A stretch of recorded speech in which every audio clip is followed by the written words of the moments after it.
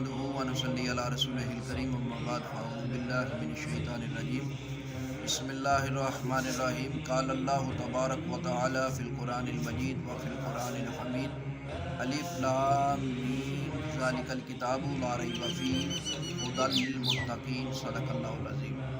احباب ذی وقار، آج اس پرفتن دور میں ہر انسان ہی پریشان حال نظر آتا ہے اور ہر انسان یہی کہتا ہوا نظر آتا ہے کہ میری زندگی میں سکون نہیں، میری زندگی میں چین نہیں، میرے کاروبار میں برکت نہیں، گھر میں اتفاق نہیں۔ میرے بھائیو، ہر انسان کی زبان پر گلے شکوے ہی جاری اور ساری ہیں۔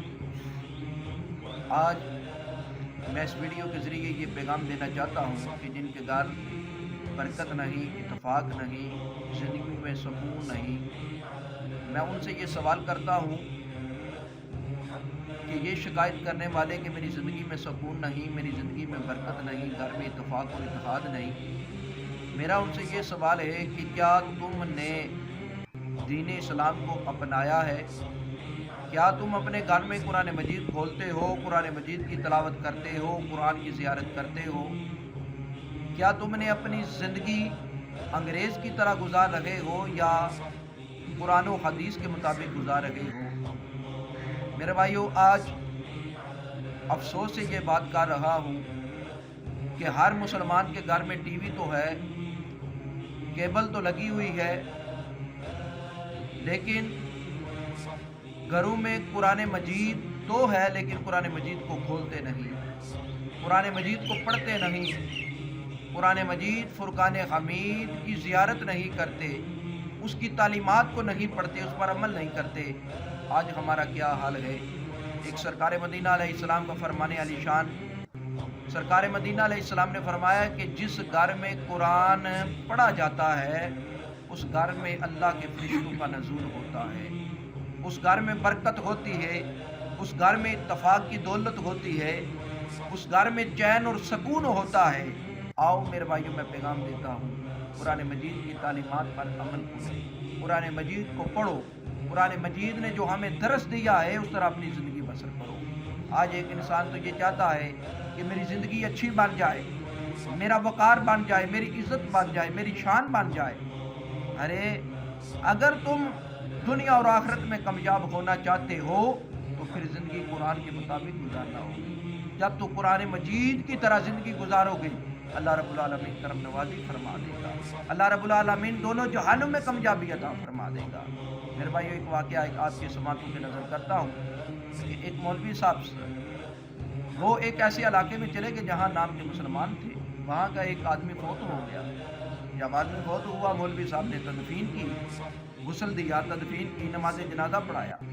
مولوی صاحب کہتے ہیں کہ جب میں اس آدمی کو قبر میں اتارنے لگا تو قبر سے اعلیٰ قسم کی خوشبو آ رہی ہے، ہر طرف خوشبو ہی خوشبو ہو گئی، ماحول خوشبو کی وجہ سے معطر ہو گیا۔ کہتے ہیں میں پریشان ہو گیا، یہ تو نام کے مسلمان ہیں، کلمہ انہیں نہیں آتا، نماز انہیں نہیں آتی، جنازے کا انہیں نہیں پتا۔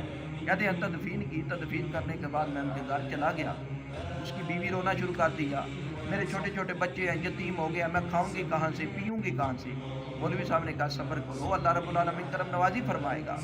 جب وہ خاموش ہوئی تو مولوی صاحب نے کہا کہ تیرا حامد کون سا ایسا عمل کرتا رہا ہے جس کی وجہ سے یہ اسے انعام ملا ہے؟ قبر میں رکھا ہے، خوشبو آنا شروع ہو گئی۔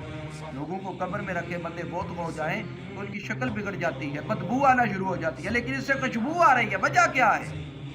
جب یہ بات کی نا تو پھر اس کی بیوی کہتی ہے میرے خامد کا ایک عمل تھا، اسے آتا تو کچھ نہیں، یہ الماری ہے، الماری میں ایک کتاب پڑی ہے، یہ صبح وضو کر کے اسے اٹھا کر ہر حرف پر انگلی رکھ کے کہتا یہ کلام سچ ہے، یہ کلام حق ہے، کہتا جاتا، انگلی آگے گزارتا جاتا۔ میرے بھائیوں، کہتے ہیں کہ جب مولوی صاحب کہتے ہیں کہ میں نے وہ الماری کھولی تو کتاب دیکھی تو وہ قرآن مجید تھی۔ ارے میرے بھائیوں، جو قرآن مجید کو حق اور سچ کہے، ادب کے ساتھ اسے اٹھائے، محبت کے ساتھ اس پر اپنی نگاہ پھیرے، مالک کائنات کتنی کرم نوازی فرماتا ہے، مالک کائنات بخشش فرماتا ہے۔ تو جو قرآن پڑھے تو پھر اس پر عمل کرے، اللہ رب العالمین اسے کتنا انعام عطا فرماتا ہوگا۔ سرکار نے فرمایا تمہیں بہتر انسان وہ ہے جو قرآن پڑھے اور دوسروں کو پڑھائے۔ آؤ میرے بھائیوں، ایک اور وظیفہ آپ کو بتاتا ہوں۔ جو آدمی یہ چاہتا ہے کہ میری مصطفیٰ کی بارگاہ میں مقبولیت ہو جائے، میں حضور کی نظر کرم مجھ پر ہو جائے۔ حضرت ام المومنین سیدہ عائشہ صدیقہ فرماتی ہیں کہ ایک دن نا حضور حجرے میں تشریف فرما تھے، مسجد نبوی سے قرآن پڑھنے کی آواز آ رہی ہے، سرکار سنتے جا رہے، خوش ہو گئے، سرکار کی آنکھوں میں آنسو آ گئے۔ ایک غم کے آنسو ہوتے ہیں، ایک خوشی کے آنسو ہوتے ہیں، کہتے ہیں آنسو آ گئے۔ میں نے عرض کی اے مدینے کے تاجدار آپ کیوں رو رہے ہیں؟ فرمایا عائشہ یہ جو انسان ہے جو قرآن پڑھ رہا ہے، اس کی زبان سے قرآن کتنا پیارا لگ رہا ہے۔ یا عائشہ جو بھی قرآن پڑھتا ہے میں محمد اس سے پیار کرتا ہوں، میں محمد اس سے محبت کرتا ہوں۔ آج جو چاہتا ہے کہ حضور ہم سے پیار کرے، حضور ہم سے محبت کرے، تو میں نظریہ دیتا ہوں قرآن پڑھے، قرآن کی تعلیمات پر عمل کرے، قرآن پڑھے۔ اور یہاں ایک شاعر یہی لکھتا ہے نا کہ یہی آرزو ہے کہ تعلیم قرآن عام ہو جائے، ہر پرچم سے پرچم اسلام بلند ہو جائے۔ میرے بھائیوں، آؤ میں آپ کو درس دے رہا ہوں، آؤ قرآن پڑھا کرو، قرآن کا مطالعہ کرو، قرآن کیا کہہ رہا ہے، قرآن کیا کہہ رہا ہے۔ قرآن کہہ رہا ہے اس طرح زندگی بسر کرو تو کامیاب ہو گئے۔ دعا ہے کہ مالک کائنات کی بارگاہ میں مالک کائنات قرآن مجید پڑھ کر سمجھ کر اس پر عمل کرنے کی توفیق عطا فرمائے۔ وما علیہ الا البلاغ۔